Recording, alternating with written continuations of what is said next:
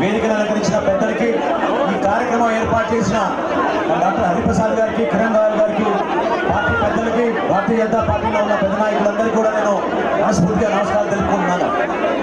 చైత్రయాత్ర అంటే చాలా మంది అర్థం చేసుకోలేకపోయారు. కనీసం ఈ రోజైనా అర్థం అవ్వాలి వాళ్ళకి. జనసేన పార్టీ, భారతీయ జనతా పార్టీ చైత్రయాత్ర ఏ విధంగా ఉంటుందో అనేది మీరందరూ కూడా ఈరోజు చూపించగలిగారు. సామాన్యమైన విషయం కాదు. దయచేసి జన సైనికులందరూ కూడా ఒక ఆలోచనతో మీరు పనిచేసుకోవాలి. ఎందుకంటే ఒక ఉప ఎన్నిక వచ్చినప్పుడు ప్రభుత్వంలోని పెద్దలు విపరీతంగా దౌర్జన్యానికి పాల్పడి కావాలని అనేక ప్రాంతాల్లో కేసులు పెట్టి భయపెట్టి మన కార్యకర్తల్ని, మన నాయకుల్ని ఇటువంటి కార్యక్రమాల్లో పాల్గొనకుండా విపరీతంగా వాళ్ళు ప్రయత్నాలు చేస్తూ ఉన్నారు. అదే విధంగా మా జన సైనికులు చూసుకోండి, మా నాయకులు కూడా మీరు ఆ విధంగా చూసుకోండి. ఖచ్చితంగా మీకు సమాజానికి ఉపయోగపడే వ్యక్తులు మా జన సైనికులు, మా వీర మహిళలు, మా కార్యకర్తలు మనస్ఫూర్తిగా ఈరోజు తెచ్చుకున్నాం. ఒక్కసారి మీరు ఆలోచించండి, రాష్ట్రంలో ఎటువంటి పరిస్థితులు ఏర్పడ్డాయి, ఏ విధంగా కనీవిన రీతిలో జగన్మోహన్ రెడ్డి గారు ముఖ్యమంత్రి అయిన తర్వాత ప్రతి కార్యక్రమాన్ని మన సొంత కార్యక్రమంగా భారతీయ జనతా పార్టీ కలిసి అన్ని ప్రాంతాల్లో పోటీకి నిలబడతామని మేము చూపిస్తాం. అంతేగాని 14 నెలల క్రితం జరిగిన నామినేషన్ ని మీరు ఈ రోజు దొడ్డిదారిన మీరు ఎన్నికలు ప్రవేశపెట్టి హడావిడిగా 3 రోజుల ప్రచారంలో ఎన్నికలు పూర్తి చేయాలని ప్రయత్నం చేస్తున్నారు. పవన్ కళ్యాణ్ గారు ఆ రోజు ఆదేశించి ఖచ్చితంగా మన రాష్ట్రానికి మేలు జరుగుతుంది ఆ నమ్మకం ఆ రోజు భారతీయ జనతా పార్టీ అగ్రనాయకులతో మాట్లాడినప్పుడు పవన్ కళ్యాణ్ గారికి కలిగింది. దానికోసమే మనం ఈ పార్టీతో పొత్తు పెట్టుకున్నాం. మన ప్రాంతానికి మేలు జరగాలి, మన ప్రాంతానికి పెట్టుబడులు రావాలి. యువతకి ఎంతో మంది ఉపాధి కోల్పోయారు, అమ్ముకున్నారు, ఇసుక అమ్ముకున్నారు. రాబోయే రోజుల్లో రాష్ట్రంలో ఉన్న ప్రతి బిల్డింగ్ కూడా అమ్ముకుంటారని చేసుకుంటున్నాను. అటువంటి ముఖ్యమంత్రి, ఆ మార్పు రావాలి, మీలో బాధ్యత పెరగాలి. ఇది సామాన్యమైన ఎన్నికలు కాదు. మీరందరూ కూడా గుర్తించాలి, మనందరి పైన ఒక బాధ్యత ఉంది. ప్రతి ఒక్కరూ నిలబడాలి పార్టీ కోసం, ప్రతి ఒక్కరు పనిచేయాలి, కష్టపడి మీరు నిలబడి ఓటేయాలి, ఓటేయించాలి. అప్పుడే మనకి విజయం సాధించగలుగుతాం. రత్నప్రభ గారు ఒక మహిళగా ఆమె కావాలంటే ఆమె కూడా మంచి భవిష్యత్తు ఉండేది. గతంలో ఆమె చీఫ్ సెక్రటరీగా పనిచేశారు. వాళ్ళ కుటుంబంలో అనేక మంది, వాళ్ళ తల్లిదండ్రులు ఐఏఎస్, వాళ్ళ భర్త గారు కూడా ఐఏఎస్. అటువంటి వ్యక్తి ఈరోజు రాజకీయాల్లో ప్రవేశించి మన వంతు మనం ప్రయత్నం చేద్దామని ఆమె ముందుకు వచ్చినప్పుడు మనందరం కూడా ఆమె గౌరవించాలి, మనస్ఫూర్తిగా మీరందరూ కూడా ఆదరించాలి. అదేవిధంగా ఎక్కడ చూసినా నమస్కరించుకొని ఈ దూర ప్రాంతానికి తరలి వచ్చారు, ఈ కార్యక్రమాన్ని ఇంత విజయవంతం చేశారు. స్థానికంగా మన నాయకులు కిరణ్ రావు గారు, డాక్టర్ హరిప్రసాద్ గారు, అనేక మంది సోదరులు, వీర మహిళలు చాలా మంది ప్రత్యేకంగా ఈ కార్యక్రమాన్ని అద్భుతంగా చేశారు. కాబట్టి పవన్ కళ్యాణ్ గారు సీఎం అవ్వాలంటే మీరందరూ కూడా బాధ్యత తీసుకోవాలి, మీరందరూ నిలబడాలి, కూడా సిద్ధమవ్వాలి. దానికోసమే కార్యక్రమం దయచేసి పూర్తిగా స్వీకరిస్తారని కోరుకుంటూ అవకాశం ఇచ్చినందుకు పేరు పేరు మీ అందరికీ కూడా నేను ధన్యవాదాలు తెలుపుకుంటూ, జనసేన పార్టీ ఖచ్చితంగా ఎల్లప్పుడూ మీ వెంట ఉంటుంది. ఈ ధైర్యంగా నిలబడండి, మంచి నాయకత్వం ఉంది, ఆ నాయకత్వాన్ని మనం ముందుకు తీసుకెళ్దాం. అదేవిధంగా భారతీయ జనతా పార్టీ నాకు సెలవు ఇస్తున్నాను. జై హింద్, జై జనసేన.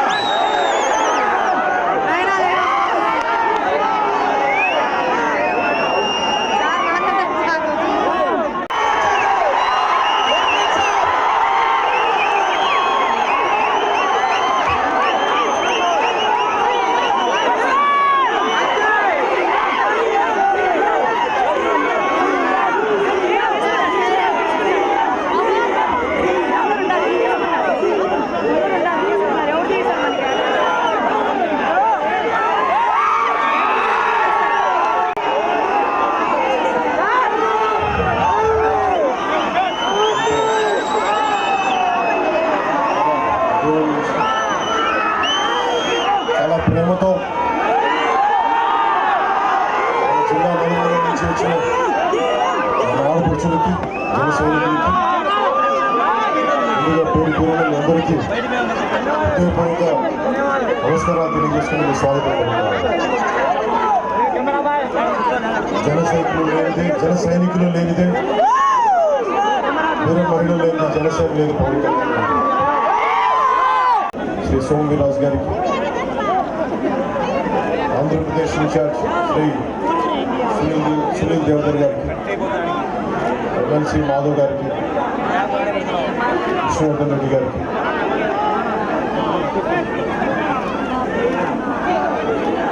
ఆదినారాయణ రెడ్డి గారికి, మాధవ్ నారాయణ రెడ్డి గారికి, జనసేన నాయకులు హరిప్రసాద్ గారికి, కిరణ్ రాయల్ గారికి, పిఎస్సి చైర్మన్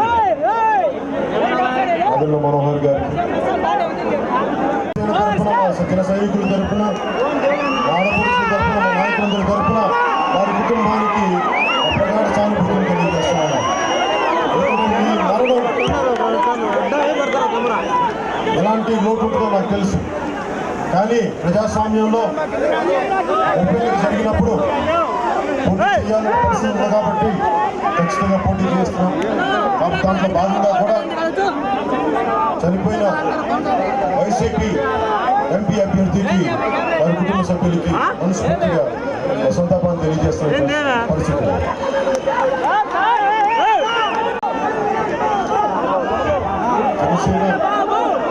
జనసేన పార్టీ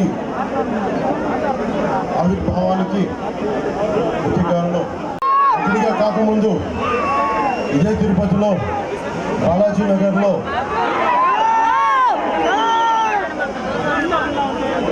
దత్తాత్రేయుడు 12వ అవతారమైన శ్రీ రామ్లాల్ ప్రభుజీ అవతరించారు. వారి పరంపరలో వచ్చిన శ్రీ నృసింహ సరస్వతి శిష్య పరంపరలో వచ్చిన యోగిని రాజరాజేశ్వరి దేవి గారు బాలాజీ నగర్లో ఉండేవాడు.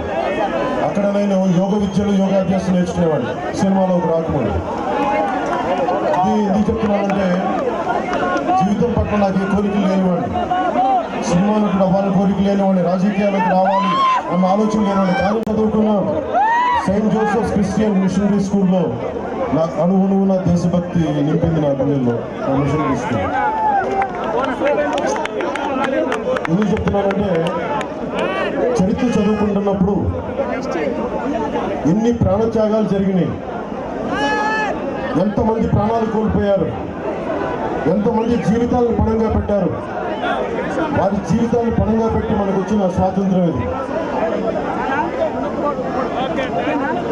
నాకున్నదల్లా ఒక కన్సర్న్ ఉండేది నాకు జీవితం పట్ల. 100 సంవత్సరాల చెట్టును కూడా వెనక ముందు చూడకుండా నరికేస్తాం. ఒక 10 నెలలు కష్టపడి ఒక తేలి జుట్టు పడితే 10 నిమిషాలు దాన్ని ఖాళీ చేస్తాం. సమాజంలో ప్రకృతిలో ఉన్న ప్రతిదీ కూడా మనకు ఉపయోగపడేది. మనిషే నిజానికి తోటి మనిషికి ఎంత ఉపయోగపడతాడో నాకు నిజంగా తెలియదు. ఆలోచించాలి మనందరం ఒకసారి. అలాగే 200 ఏళ్ల పాటు పోరాడి సాధించిన ఈ స్వాతంత్ర్యాన్ని ఎవరో వాళ్ళ అబ్బ సొత్తులాగా ఒక్కొక్క ఇష్టారాజ్యంగా ప్రజలకు సంబంధం లేదు, మీరు మా బానిసలు, మీరు ఓట్లేసి మీరు చావని మేము రాజ్యాధికారం చేస్తామని తొక్కి నారతీస్తా ప్రజల్ని హింసిస్తూ ఉంటే సినిమాలోకి రాకముందు నుంచి కూడా నాకు వేదన ఉండేది. ఇలాంటి వ్యవస్థ, ఇలాంటి వ్యక్తుల మీద చాలా ఆవేదన ఉండేది. యోగాభ్యాసం చేసిన తర్వాత సాటి మనిషికి, సాటి జీవికి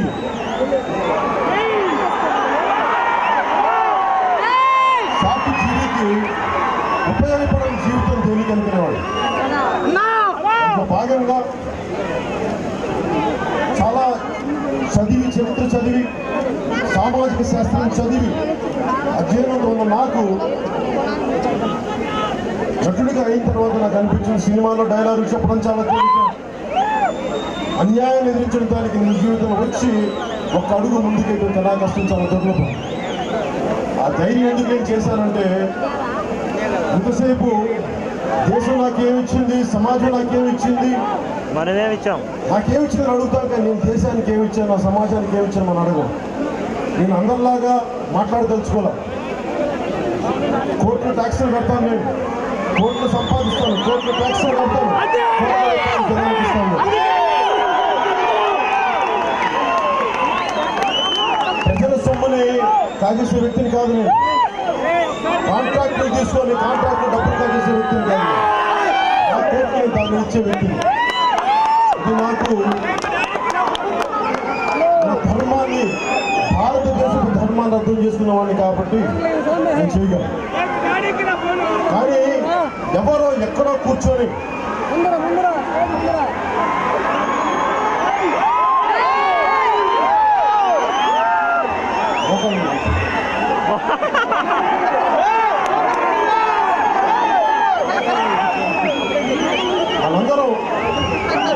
అందరం నాతో సహా మనందరూ ₹1 సంపాదిస్తే 48 పైసలు, రూపాయికి 48 పైసలు ట్యాక్స్ కడతాం. ట్యాక్స్ దేనికి కడతా ఉంటే మన రోడ్లు బాగుండాలి, మన ప్రభుత్వ ఆసుపత్రులు బాగుండాలి, మన చదువుకునే ప్రభుత్వ బడులు బాగుండాలి, మనకు అన్నం పండించే రైతు సుభిక్షంగా ఉండాలి, కార్మికుల భవిష్యత్తు బాగుండాలని చెప్పి మన ట్యాక్సులు పెడితే ఆ ట్యాక్సులు మన సిమెంట్ ఫ్యాక్టరీలకి, మన సారా అడ్డాలకి అందరిలాగా చేతులు మడిచి కూర్చుని వ్యక్తి నాదైనా ముందు పోరాటం చేస్తాం. నష్టమో అంటే ఒక అన్యాయం జరుగుతున్నప్పుడు మనం నోరెత్తకపోతే ఎమ్మెల్యేలతో ఉన్నారు, విజయం సాధించారు, మీకు ఓటేసింది సంపూర్ణ 100% మీకు ఓట్లు వేయాల.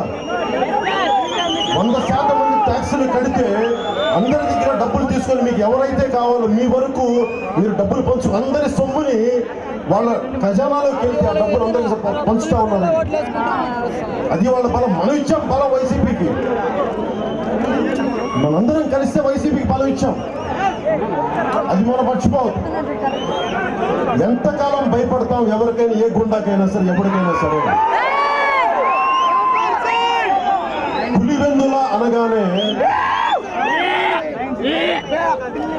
తెలుసా, పులివెందుల అనగానే ఇప్పుడు ప్రతి ఒక్కరికి పులివెందుల స్థాయి రాజకీయం అంటారు. పులివెందుల స్థాయి రాజకీయం అంటే ఇప్పుడు పులివెందులు అనే పేరు దుర్మార్గానికి, దోపిడీకి, అలాంటి పేరుకి అయిపోయింది. నిజంగా పులివెందుల గొప్పతనం మీకు తెలీదు. పులివెందుల గొప్పతనం 1892లో సరస్వతి విలాసం అనే లైబ్రరీ పెట్టిన ఒక సరస్వతి విలాసం అనే లైబ్రరీ పెట్టారు మనకి పులివెందుల్లో. కోస్తాంధ్ర కంటే కూడా సీమాంధ్రలో, కోస్తాంధ్రలో 18వ శతాబ్దంలో 18 లైబ్రరీలు ఉంటే సీమాంధ్రలో 21 గ్రంథాలయాలు ఉండేవి. అలాంటి గ్రంథాలయమే పులివెందులో ఉండేది. సరస్వతి నిలయం అలాంటి లైబ్రరీలో ఉన్నది. అలాంటి సీమ అక్కడ ఫ్యాక్షనిజానికి, గుండాయిజానికి, రౌడీజానికి మారి పేరిపోతే ఒక సగటు భారతీయుడిగా నా కడుపు వండుతున్నారు. ఎవడి మీద దౌర్జన్యం చేస్తారు మీరు? మానవ హక్కులు కాలరాసిపోతా ఉన్నాయి మనకి. మీరు బాంబులు వేస్తా ఉంటారు, మా మీద దోపిడీలు చేస్తా ఉంటారు, అట్రాసిటీ కేసులు పెడతా ఉంటారు. వైసీపీ నాయకులకి తిరుపతి నడిపొడ్డు నుంచి నేను చెప్తున్నాను, చాలా పద్ధతిగా చెప్తున్నాను, గుర్తుపెట్టుకోండి. ఇది కొత్త తరం, నవతరం. ఫ్యాక్షన్ గుండాలకి, ఫ్యాక్షన్ గుండాగాళ్ళకి భయపెట్టే వాళ్ళకి భయపడే వ్యక్తి పవన్ కళ్యాణ్ గారు. జనసేనకు అంతకంటే కాదు, మా నాయకులు అంతకంటే కాదు, భారతీయ జనతా పార్టీ జనసేన నాయకులు మీకు భయపడే వ్యక్తులు కాదు. ఎదురు తిరుగుతాం, రోడ్ల మీద వస్తాం, చొక్కాలు పట్టుకొని లాగుతాం. దేశం కోసం చనిపోయిన ఒక వ్యక్తి, దేశం కోసం ప్రాణాలు విడిచిన ఒక సైనికుడు రైల్వే కోడూరు దగ్గర మైసూరువారి పల్లెలో పంచాయతీ ప్రాణాలు కోల్పోయిన మాజీ సైనికోద్యోగి ఆయన సతీమణి గెలిస్తే వారి మీద దాడులు, బెదిరింపులు అంత దాకా ఎక్కడ కోడూరు పక్కన ఉన్న 4 కిలోమీటర్ల దూరం ఉన్న రైల్వే కోడూరులో పట్టి ఇవ్వాల్సిన ఈద్గాకి, ముస్లిం సమాజానికి ఇవ్వాల్సిన బలియల్ గ్రౌండ్ కి వాళ్ళు వెళ్ళి తీసుకెళ్లి పక్కన ఉన్న కావాలని ఇబ్బంది పెట్టడానికి మైసూరు వారి పల్లెల్లో 17 ఎకరాల స్థలం అక్కడ ఇచ్చారు. రైల్వే కోడూరు అంత స్థలం, ప్రభుత్వ స్థలం పెట్టుకొని మైసూరు వారి పల్లెలో ఉన్న ఒక 17 ఎకరాల పూర్వపు భూమిని ఆ పంచాయతీ నిర్ణయించింది. అక్కడ స్థానికంగా మన జనాభా పెరుగుతూ ఉంది, ప్రాథమిక విద్య పాఠశాల సరిపోవట్లేదు, దాన్ని పెంచుతాం, తరగతులు పెంచుతాం, ఆట తరగతులకి మనకి ఆట విడుపు కేంద్రాలు పెడతాం, క్రీడా స్థలాలు పెడతాం అని అనుకుంటే దానికి ముస్లిం సమాజం మధ్య, అక్కడున్న స్థానికంగా ఉన్న సమాజం మధ్య గొడవ పెట్టడానికి వైసీపీఎస్ని ఎత్తుకడ ఇంకెక్కడ స్థలం లేనట్టుగా తీసుకెళ్లి ముస్లిం సమాజానికి నువ్వు అక్కడ గెలిచిన వ్యక్తులకి గొడవ పెట్టే విధానం. ఈ పద్ధతి కొద్ది సంవత్సరాల క్రితం అయితే మనం ఆలోచించే మనకి భయం ఉండేది. నేను ఈ రోజున వైసీపీ నాయకులు చెప్తా ఉన్నాను, పరిస్థితులు వస్తే రోడ్లకి ఇచ్చే పరిస్థితులు దరిదాపులో దయచేసి మర్చిపోతుంది.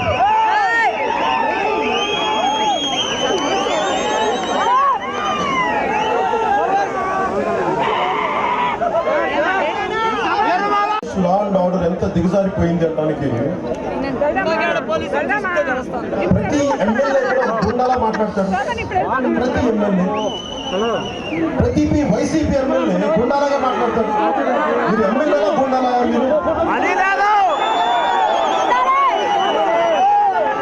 151 మంది గుండా వ్యక్తి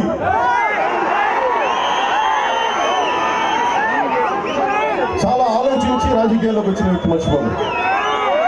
మీ గుండా గర్దీలకి, మీ బెదిరింపులకి నేను భయపడే వ్యక్తిని కాదు. అవసరమైతే తల తెగిపోవాలి తప్ప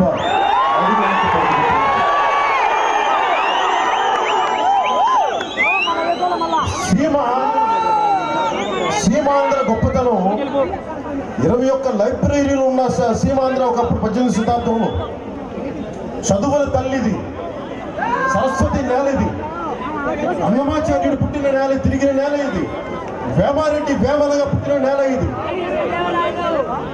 శ్రీకృష్ణ దేవరాయలు శ్రీకృష్ణ దేవరాయలు నేల భయపడతాయి ఫ్యాక్షనిస్ట్ చూసి.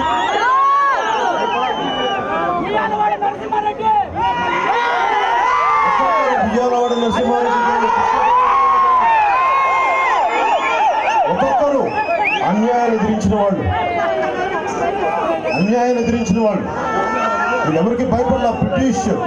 బ్రిటిష్ వాళ్ళు ఎదిరించిన వాళ్ళు వీళ్ళంతా.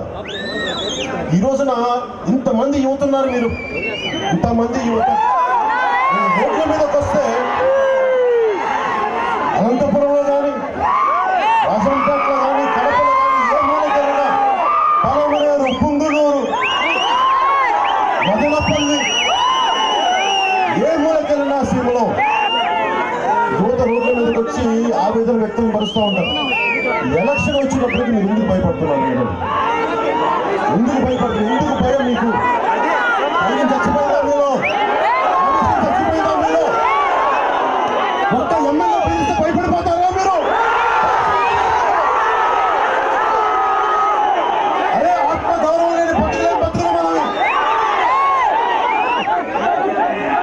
భయపడితే చచ్చిపోతాం తప్ప ముందుకెళ్ళం. పోరాడితే బానిస సంఖ్యలో పోతే మర్చిపోతాను. భయపడతాను మీరు. నేను ఆచరించకుండా మిమ్మల్ని ఎప్పుడు అడిగేయమని చెప్పను. కోట్లు వదులుకున్న తర్వాతే కొంత చందా ఏమని అడుగుతాను. వృత్తి వదులుకున్న తర్వాతే, సినిమాలు వదులుకున్న తర్వాత బయటకు వచ్చాను. నేను 3 సంవత్సరాలు వదులుకున్నాను, సినిమా పక్కన పెట్టాను. మధ్యలో సినిమాలు చేస్తా ఉంటే వీళ్ళు అడుగుతా ఉన్నారు, సినిమాలోకి వెళ్ళిపోయాడు. మీలాగా సిమెంట్ ఫ్యాక్టరీ లేవా? మీలాగా ప్యాకెట్ క్లబ్లు లేవా?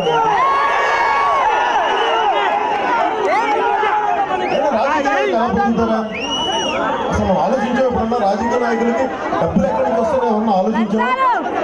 1,00,000 రూపాయలు మన మనకి ముఖ్యమంత్రి గారి శాలరీ ఎంతో 1,00,000 అంత చెప్తారు హైయెస్ట్. ప్రధానమంత్రి గారికి 4 లక్షలు పైచి కరెక్ట్ తెలియదు కానీ దాదాపు అట్లా అని చెప్తారు. మరి ఎక్కడి నుంచి డబ్బులు వస్తాయి వీళ్ళకి? వైసీపీ ఎమ్మెల్యేలకు ఎక్కడి నుంచి డబ్బులు వస్తున్నాయి? 2,000 రూపాయలు సార్ ఎక్కడి నుంచి వస్తున్నాయి మీకు డబ్బులు? ఈ మధ్యన మద్రాస్ హైకోర్టులో చీవాట్లో పెట్టింది. ఖజానా ఖాళీ చేస్తా ఉన్నారు మీరు.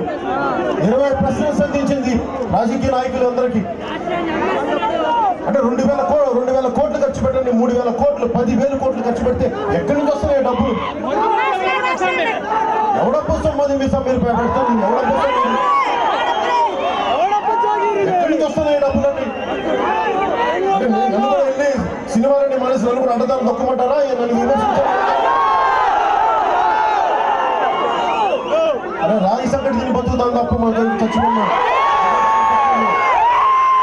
రాగి సంకటి తిని బతుకుతాం, అధికార దొరకదు ఫస్ట్ తప్ప అడ్డగోలుగా మేము అన్యాయం సంపద మాకు వద్దు.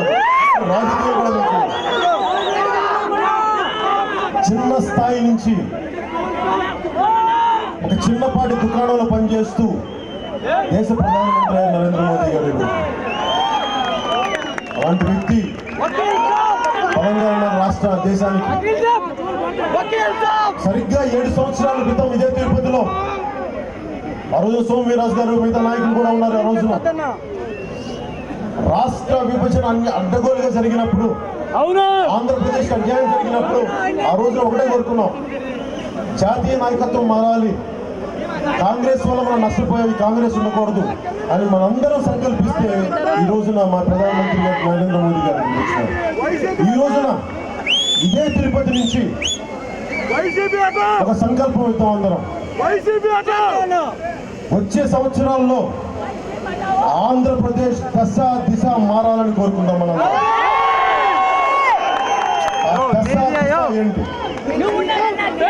వేల కోట్లతోటి కొట్టుకునే రాజకీయ విధానం పోవాలి, స్వచ్ఛమైన రాజకీయ నాయకులు రావాలి. 40 సంవత్సరాలు ఐఏఎస్ అధికారినిగా పనిచేసి చీఫ్ సెక్రటరీగా పదవి విరమణ చేసి రాయచూర్లో మేడం రత్నప్రభ గారు రాయచూర్లో కర్ణాటకలో రాయచూర్లో పనిచేస్తే ఆవిడ ఫోటోల్ని గుండెల్లో పెట్టుకునే వ్యక్తులు నాకు వ్యక్తిగతంగా తెలుసు. విశిష్టమైన ఐఏఎస్ అధికారుల కుటుంబం నుంచి వచ్చినాడు. వారి కుటుంబం మీకు తెలుసో తెలియదో చాలా మంది తెలియకపోవచ్చు. ఇక్కడ ఐఏఎస్ శంకరన్ ఐఏఎస్ గారిని ఒక చాలా గొప్ప వ్యక్తులు ఒక ఆయన ఉండేవారు, ఆయన కాలం చేశారు. మానవ హక్కుల కోసం పాటుపడ్డ వ్యక్తి. అలాంటి వ్యక్తితోటి చాలా సన్నిహితంగా మెలిగిన కుటుంబం రత్నప్రభ గారి కుటుంబం. ఆవిడ ఐటీ సెక్రటరీగా ఉన్నప్పుడు ఈ రోజున ఆంధ్రప్రదేశ్లో ఐటీ ఉంది అంటే బలమైన ఇంకా బలంగా మనకి హైదరాబాద్తో పోటీ పడుతున్నామంటే దానికి ఇంకా ఆంధ్రప్రదేశ్ ఇంకా మాత్రం ఐటీ ఉందంటే దానికి రోడ్ మ్యాప్ వేసింది రత్నప్రభ గారు. రోజున రాజకీయాల్లో ఎవరైనా రావచ్చు, నేను దానికి కాదంట. వైసీపీ పెట్టిన అభ్యర్థి తప్ప ఉప్ప అని చెప్పట్లా, కానీ అర్హత ఎవరికి ఉందో తిరుపతి పార్లమెంటుకి అర్హత ఎవరికి ఉంది? ఎవరు బలంగా దీన్ని తిరుపతి అభివృద్ధిని చేయగలరు? ఉదాహరణకి ఇక్కడ వైసీపీ ఎంపీ ఇక్కడ గెలిస్తే ఢిల్లీకి ఏం చేయగలరు మీరు ఆలోచించండి. మాట్లాడలేదు చెప్తాను. ఆయన గెలిచిన ఆయన గొంతు ఉండదు, ఆయన గొంతు ఉండదు. ఆయనకి ఎవరో 2-3 కంట్రోల్ చేస్తారు మొత్తం పార్టీని. కానీ రత్నప్రభ గారు గెలిస్తే, మనందరం కష్టపడి గెలిపిస్తే సమస్యల్ని చెప్పుకోవచ్చు, బలంగా చెప్పుకోవచ్చు. పోనీ వైసీపీ అభ్యర్థి ఏదైనా మాట్లాడదామని అనుకోవడానికి కూడా ధైర్యం లేదు. ఇంత అన్యాయం జరుగుతున్నప్పుడు 151 మంది సభ్యులుండి, ఎమ్మెల్యేలుండి, 22 మంది పార్లమెంట్ సభ్యులుండి, ఇంత బలమైన సత్తా ఉండి కూడా వీళ్ళకి ఏం చేశారు అంటే 6 నెలలు కర్రసాము చేసి మూలను ముసలమ్మను కొట్టాడు ఎవడో ఒకడు. 151 మంది ఎమ్మెల్యేలు, 22 మంది పార్లమెంట్ సభ్యులు ఉంటే కూర్చొని రోడ్డు మీద వెళ్ళే జనాల్ని మా చిన్న పిల్లల్ని వాళ్ళు కూర్చొని మీద ఎస్సీ ఎస్టీ అట్రాసిటీ కేసులు పెడతాం, మిమ్మల్ని చావు కొడతాం, మీకు రేషన్ కార్డులు ఇవ్వు, మీకు ఓట్లు వేస్తే మీకు రేషన్ కార్డులు ఇవ్వు, మీకు కొండపైన మీరు మీ కొట్లు పెట్టుకుని మీ కొట్లు తీసేస్తాం, మీ మీద ఎర్రచంద్ర స్మగ్లింగ్ కేసులు పెడతాం. ఇక బెదిరింపులు సామాన్యుల ప్రతాపం దమ్ముంటే పవన్ కళ్యాణ్ చూపించింది.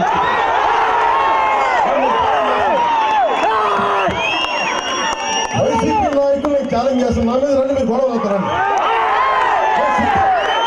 మీరు ఎలాంటి గొడవ పెట్టుకుంటారో సై నేను దానికి సిద్ధం. నేను అధికారం బదలాయింపు జరగాలి. నాకు నిజంగా ముఖ్యమంత్రి స్థానం ఇవన్నీ కూడా నాకు ఎప్పుడు వీటి గురించి నేను ఆలోచించలేదు. మనస్ఫూర్తిగా చెప్తున్నాను మీకు. ఆ 7 కొండల వాడి సాక్షిగా, గుండె సాక్షిగా అధికారం కోసం ఆలోచించే వ్యక్తి కాదు. చాలా చిన్న వయసులో బాలాజీ కాలనీలో యోగిని రాజరాజేశ్వరి దేవి గారు శక్తిపాతం ద్వారా యోగ దీక్షిస్తే అదే చాలు, అదే మొహం, అదే గొప్పదనుకున్నవాడిని. నటుడు అయ్యాను, మీ అభిమానం సంపాదించాను, ఈరోజు పొలిటికల్ పార్టీ ఇచ్చాను, మీరు నాకు గుండెలో ఉన్నాను. అంతమించి నాకు వేరే పెద్ద పదవి నాకే అవసరం. ముఖ్యమంత్రి పదవి అనేది మీకు సేవ చేసుకునే భాగ్యానికి అది నిజంగా వస్తే అందరికంటే ఎక్కువ సేవ చేయడం.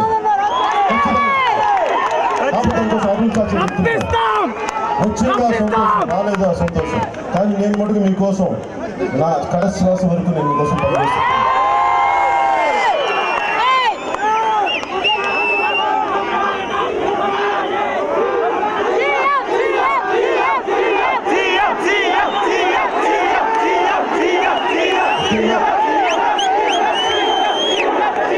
మాట్లాడుతూ అధికారం బదలాయింపు గురించి మాట్లాడాను.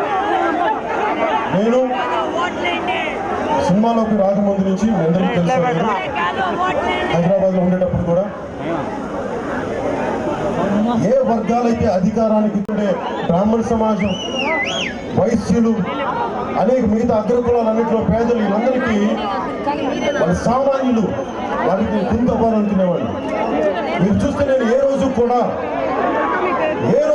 నేను అడ్వర్టైజ్మెంట్లు చేయలేదు. నేను కోట్లు తీసుకొని అడ్వర్టైజ్మెంట్లు చేయలేదు. ఎందుకు 100కు పైగా ఐపీఎస్లు ఉన్నారు. నిన్న ఢిల్లీలో వివేకానంద రెడ్డి గారు అమ్మాయి శ్రీమతి సునీత గారు, నేను అడిగి మా తండ్రి చనిపోయి చిన్నాయన వివేకానంద రెడ్డి గారు సొంత చిన్నాయన చనిపోతే మీరు దోషులు పట్టుకోలేరా? మీరు చేశారు. ఆవిడ చెప్తున్నారు, సునీత గారు చెప్తా ఉన్నాను, నేను చెప్పండి, ఆవిడ చెప్తున్నారు. ఆవిడ అన్న మాట, మా సొంత నానే చనిపోయి దిక్కు లేకపోతే సామాన్య ప్రజల పరిస్థితి అందరం చూడాలి. పులిని బట్టి అంటే గతంలో తెలుగుదేశం ఉన్నప్పుడు ఏమనుకున్నారు, తెలుగుదేశం పోతే మంచిది వస్తుంది అనుకున్నారు. పులిపోయి పూత పట్టుకున్నా, ఇప్పుడు అట్లా ఆచరణ కోడికత్తి కరెక్ట్ లేదు. ఆ రోజున 2018లో జగన్ రెడ్డి గారి మీద దాడి జరిగినప్పుడు వైజాగ్ ఎయిర్పోర్ట్ లో ఇంత కోడికత్తితోటి చాలా గట్టి హత్యాయత్నం చేశారు. అప్పటి గవర్నర్ నరసింహన్ గారు కూడా దాన్ని ఖండించారు. దీని మూలంలోకి వెళ్ళాలి, దీని లోతులకు వెళ్ళాలి, దీన్ని పట్టుకోవాలి దోషులు ఎవరన్నా. మరి ఇప్పుడు దాకా 2 సంవత్సరాలు డీజీపీ దగ్గర నుంచి సిఐడి దగ్గర నుంచి అందరూ మీకేదో ఉన్నారే, మీరు కోడికత్తితో పొడిచిన వ్యక్తి ఎవరు, ఎందుకు, దేనికోసం అసలు నిర్ధారించలేకపోయారు? దీన్ని బట్టి అర్థం చేసుకొచ్చిన రాజకీయాలు ఏ స్థాయిలో ఉంటాయని. ఈ స్థాయిలో ఉన్నప్పుడు నీకు సొంత చిన్నాయిని చనిపోతే పట్టుకో, అది ఆ క్రిమినల్స్ ని కాపాడే వ్యక్తులు రాజ్యాలు వెళ్తున్నప్పుడు సామాన్యుడికి ఏం న్యాయం జరుగుతాయి? ఒకసారి మీరు ఆలోచించారు. ఇందులో చాలా మంది వైసీపీ వాలంటీర్స్ కూడా ఉన్నారు. నాకు నిజంగా చెప్తున్నా, మీకు ఉద్యోగం ఇచ్చి మీకు 10,000 వస్తే నేను ఆలోచించేవాడిని, కానీ మీరు కూడా ఆలోచించాలి. దాంట్లో ఒక నాటకకర్త చెప్తాడు, ఒక తప్పు జరుగుతున్నప్పుడు ఇంటింటికి బియ్యం అందరూ కూర్చొని దాన్ని వెనకేసుకొస్తే ఆ పాపను మనం కూడా పాల్పంచుకునే వాళ్ళం మర్చిపోతాం. వైసీపీ చేసే తప్పుల్ని ఘోరాల్ని చాలా మంది వెనకేసుకొస్తా ఉన్నారు. వారు చేసిన ప్రతి హత్య, చేయిస్తున్న ప్రతి దాడి దాంట్లో మీరు భాగస్వాములు అవుతారు, గుర్తుపెట్టుకోండి. ఆ పాపం దెబ్బ పడుతుంది. శేషాచలం అడవులు ఎర్రచందనపు అడ్డగోలుగా కూల్చేస్తా ఉన్నారు. సన్న బియ్యం అప్పటి ముఖ్యమంత్రి పోయినసారి చంద్రబాబు నాయుడు గారు అమరావతి రాజధానికి మాకు ఫండ్స్ అవసరం లేదు, ఇక్కడ మనకి జనచంద్రం దొంగలు నమ్మితే అక్కడ మనకి క్యాబ్ రాజధాని కట్టేయచ్చు, 8,000 టన్నులు అమ్మితే 1,600 కోట్ల రూపాయలు ఇచ్చినట్టు. మరి ఆ రోజున మరి ఏ ఉద్దేశంలో మరి వాళ్ళు అంత పెద్ద డబ్బు ఎలా వచ్చింది తెలియదు. మరి 1,600 ఎందుకు గురించబడి ఈరోజు పెద్దారే ఆ బుక్ తీసుకురాను, లోపల నుంచి బుక్ తీసుకొస్తారు, గ్రామం పలానా మండలం నీకు 2,000 ఇచ్చిన ఓడి నీకు ఎందుకు చేయాలి పో పేరుతో సహా రిజిస్టర్లు మెయింటైన్ చేస్తారా వీళ్ళు. అంటే మనకు ఓటు తీసుకుంటే నైతిక హక్కు కోల్పోతాం. ప్రమాణాలు చేయించుకుంటారు, ఒట్లు వేయించుకుంటారు, 2,000 రూపాయలకి మన జీవితం, మన భవిష్యత్తు నమ్మేసుకుంటాం. ఒకడున్న బిడ్డ ఉన్నాడు, 2,000 రూపాయలకి ఆ బిడ్డ భవిష్యత్తు మీరు నమ్మేసుకుంటారు.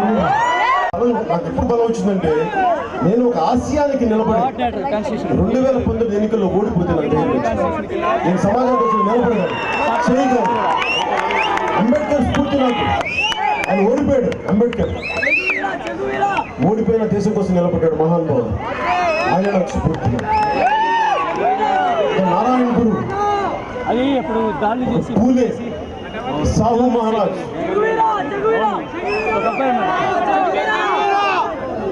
స్వామి వివేకానంద, జాతీయ అంతర్జాతీయ స్థాయిలో ఎంతోమంది నాయకులు నాకు ప్రభావితం చేశారు. ఎందుకంటే ప్రజల కోసం నువ్వు నిలబడాలి, వేరే దారి లేదని. ఏమి ఇవ్వదు సమాజం, ఏమి ఇవ్వదు. ఇంతమంది నన్ను గుండెలో పెట్టుకున్నా, ఇంత ప్రేమ ఇచ్చారు, నేను ఏమి ఇవ్వగలను తిరిగి రుణం. నేను ఈ దేశానికి రుణగ్రస్తుడు, నేను ఈ దేశానికి రుణగ్రస్తుడు. అందుకు వచ్చే రాజకీయాల్లో ఏ పదవి ఎక్కువ కాదు, నేను సంపాదించే ధనం నాకు సరిపోదు, దాని నుంచి దానాలు చేయగలను. అలాగే భారతీయ జనతా పార్టీ అనగానే ముస్లింలకి వ్యతిరేకంగా మాట్లాడతారు. ఏదైనా సిక్కు ఇంకే మతమైనా సరే, యూదులు అయినా సరే, లేదు అసలు ఏ మతం నాకు వద్దు, నిన్ను కూడా. ఇది సర్వంగా జాతీయ స్థాయిలో ఉన్న నాయకత్వానికి మన తిరుమల, మన తిరుపతి, వాటికన్ సిటీ ఎలాగో క్రిస్టియన్ సమాజానికి, జెరూసలేం ఎలాగో, మక్కా ఎలాగో అలాంటి ప్రసిద్ధమైంది మన తిరుపతి. ఇలాంటి దేశం, ప్రపంచం చూసే క్షేత్రానికి జాతీయ స్థాయి నాయకత్వానికి బాధ్యతలు అప్పచెప్తే మనకి తప్పప్పులు కానీ శేషాచలం అడవుల్లో ఎర్రచందన నరికివేత దగ్గర నుంచి 7 కొండల వాడికి 7 కొండలు ఎందుకు 2 కొండలు చాలు అలాంటి మాటల దగ్గర నుంచి అందరికీ కూడా భారతీయ జనతా పార్టీ కానీ మనం నిలబడగలిగితే మనకి న్యాయం జరుగుద్ది. అంతకుముందు వారు గెలిచిన సీటు, యంత్రాంగం బలంగా ఉంది. మనం తోడ్పాటును అందిస్తే రాబోయే సంవత్సరాల్లో ఆంధ్రప్రదేశ్ దశ దిశ మనం నిర్ధారించుకునే శక్తి, నిర్దేశించే శక్తి మన దగ్గర ఉంటుందనే ఉద్దేశంతో భారతీయ జనతా పార్టీకి మనస్ఫూర్తిగా రత్నప్రభా గారికి మీరు నిలబెట్టండి, ఒక సీనియర్ ఐఏఎస్ అధికారిగా నిలబెట్టండి అని చెప్తే మనస్ఫూర్తిగా మీరు ఇంత అత్యుత్సాహం, ఇంత చక్కని ఉత్సాహంతో, ఇంత స్పిరిటెడ్గా వచ్చినందుకు మీ అందరికీ పేరు పేరు ధన్యవాదాలు తెలుపుతున్నాను.